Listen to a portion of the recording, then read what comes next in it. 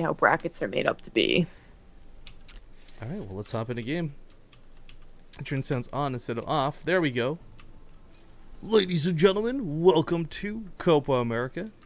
This is Season 3. This is the fourth and final qualifier. And shoutouts abroad there in chat. Spawning in the top right corner of the map, playing for Remember the Name Gaming, the blue Zerg player, Naps. In the bottom Naps position, Messiah. as the red Zerg, is Solaris' JonSnow. I was thinking, like, is that like a radio? Napster.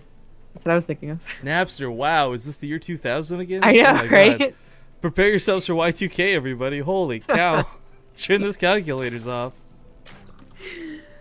Oops. Wow, JonSnow's nice. Good guy JonSnow shouting out something while I'm fixing my mouse. There we go. I have There we go. the thinnest thread of being connected, quote unquote, to JonSnow. My friend from the the DC group made a team once, and this team almost went pretty much nowhere. But their best player was definitely JonSnow. Thinnest Nice. thread ever. I just like JonSnow because I totally latched on the nerd factor in his name back in the start of Heart of the Swarm. Of course I did. Wow, a 13 pool. Yeah, Okey-doke. with gas It was a already. 13. So here's the way this is probably gonna. Oh, I gotta turn you down. I'm sorry. People are. That small delay on stream. Sorry, guys. I always forget to turn some group down.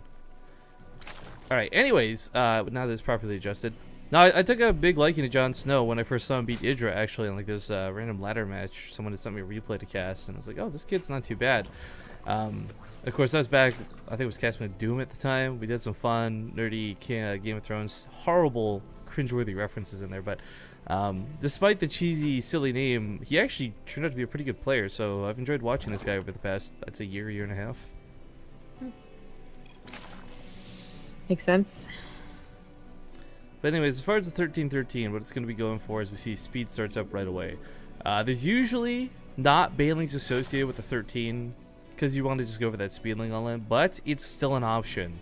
The reason it ends up playing more to the favor of like Lings is because you can still expand and such behind it and play a somewhat normal game as long as you do enough damage. Whereas if you go Banelings, you are all in as it gets, heavily all in. No. No, you disagree? No, that's just what JonSnow said. Oh, I was gonna say like, because you can't one-face Baneling and not be classified as all in. Like, how are you disagreeing this? When have I ever said just like, yeah, Rifkin, no, that's not a good point. That sucks. You're totally wrong. No, but you've absolutely just been like, nope.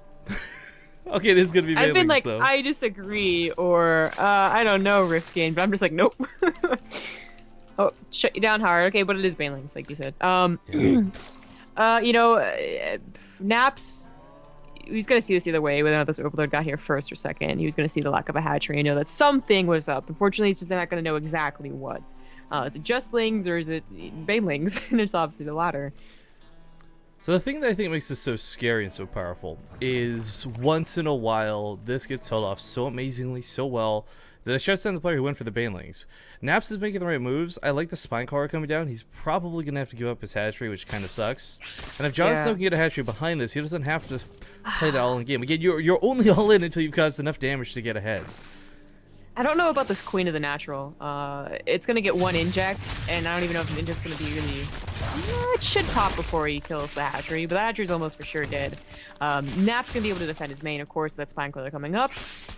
But this is, this is also a ability to see a lot of the cats whenever he plays. It's almost like once every series. I think we saw 13-13, and he would just like stick with it no matter what. Like if it wasn't working, first of all, he wouldn't try and macro out of it. He would just keep on going. When an all in fails, all in again. But JonSnow coming in here with two Banelings. The spine collar really is it not gonna help? He has to pull his. Oh no, it's gonna help. Okay, help him.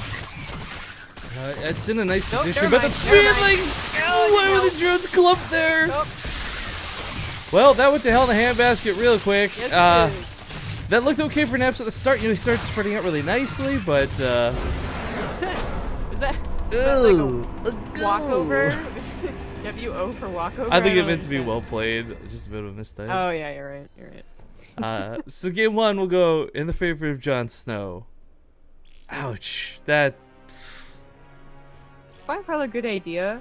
I feel like It was not a bad hold up until like the drones ate the banlings. You know, that was you were doing well until everybody died. Yeah, I guess that's a good way to put it. It's just, if he had pulled back his drones, he would have been. I don't know. Whatever. Well, I'm gonna have to get you to do the cool trick to go to match history and suggest these guys for me. Okay. Was match history on?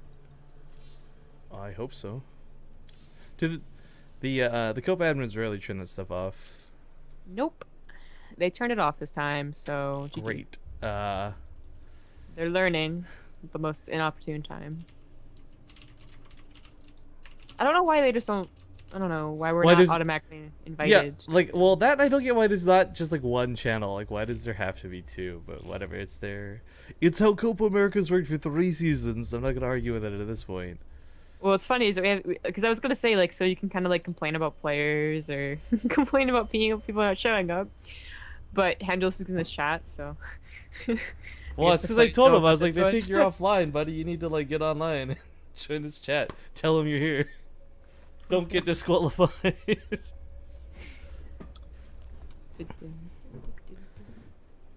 So yeah, I don't have a PM window open with either of these dudes.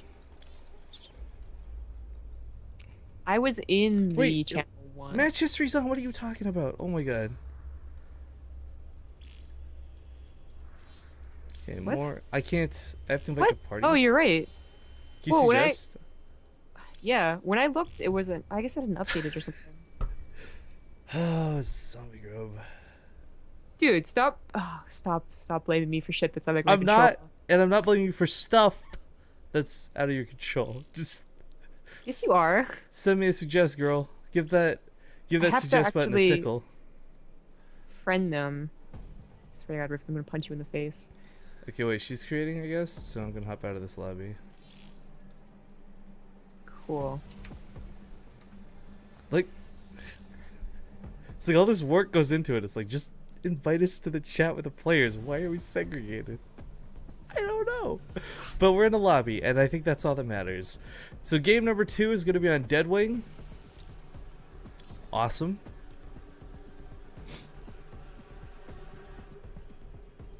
Why can't you just suggest to game from the match history? You got me, zombie grub. That's my question. Quit blaming me for stuff that's out of my control. That wasn't a blame. That was an honest question. Actually, that wasn't going. That is actually a pretty good question. Like, I also can't invite off of it, which is silly. Oh, I have to, and you can't invite with a chat channel open. You have to friend them or talk to them, I guess. Right? Like Blizzard could improve their chat system or something. I don't know what's up with that. Another 3 years, man. That's what will be announced. It won't be Legacy of the Void at BlizzCon. It'll be like, we've unveiled a new chat system. No more barcodes. Yay! But, of course, map number 2 loading up on Deadwing, guys. Get in the game here in just a sec.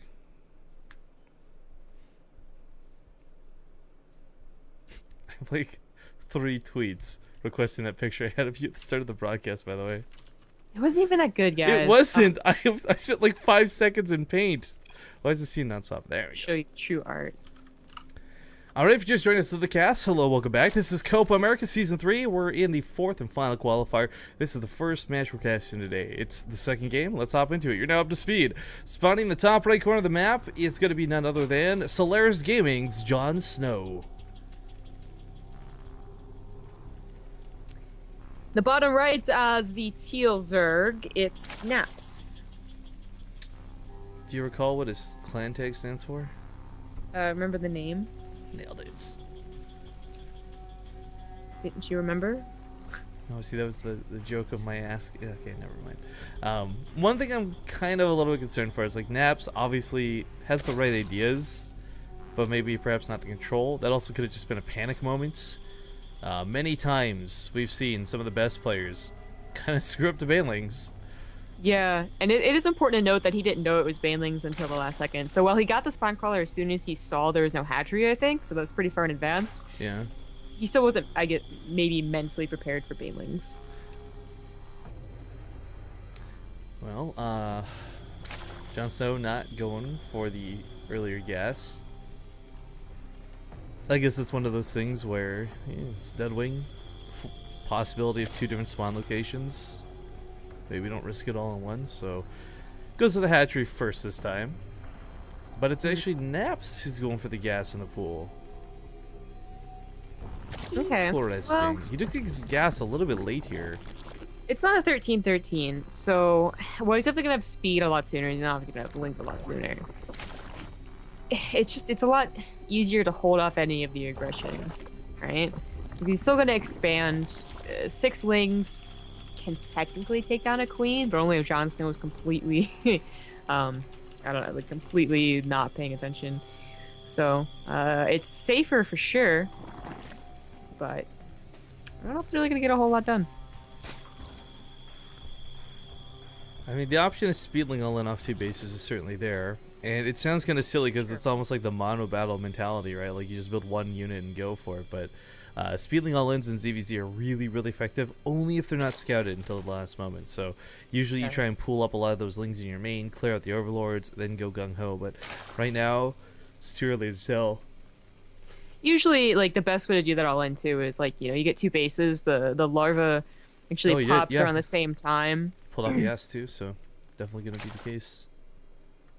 And then you go for it. So he's gonna have much faster speed. And JonSnow, should he send his lings out on the map, will, if he does, it'll only be for like the 2 that normally scout, which is very normal. And if those die, it's not the biggest deal. But if he sends 6 out, for instance, just because he thinks that he has the lings out faster or something, because has his overlords really?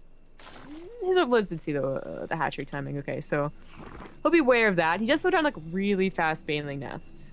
I think this is because he knew it was coming.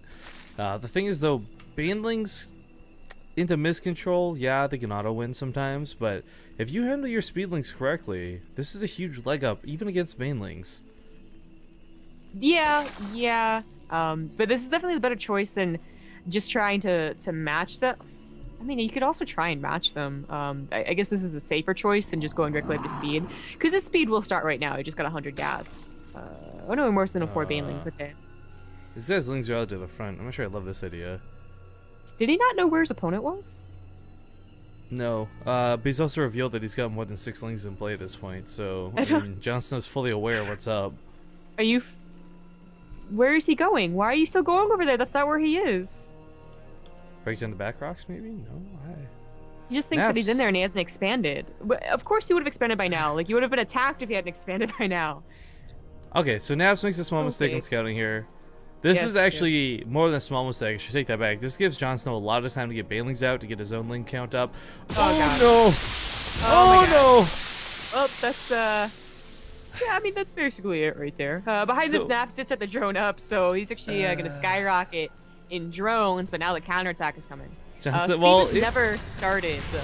Yeah, so it's slowly counterattack. And actually, speedlings do beat slowlings pretty hardcore, but it's the baneling effect. If those first couple banelings could do that, I've got pretty good faith in them to continue. Well, Naps also has baneling nest. He was pretty fast in putting that back down. Yeah, but he's only got like 2 banelings. Yeah, but that's enough. His control is going to be so much, well, hopefully it's going to be so much better with the speed. You say it's enough, but it's going to be, look at this. He'll trade out 2 banelings for 2 banelings, then he's got 2 more behind this, is JonSnow. He should be making more lanes. I think he was doing it up. Oh, okay. Sorry, what? You were saying that? Sorry, I had something in my ear there. And the drone line gets obliterated here too. Poor Naps, gives it his best. I like the idea of him speeding all in. It's just really unfortunate he didn't have that timing. Went to the wrong base. And that hatchery being so late really gave this away. Yeah. JonSnow knows exactly what he's doing too. Didn't help.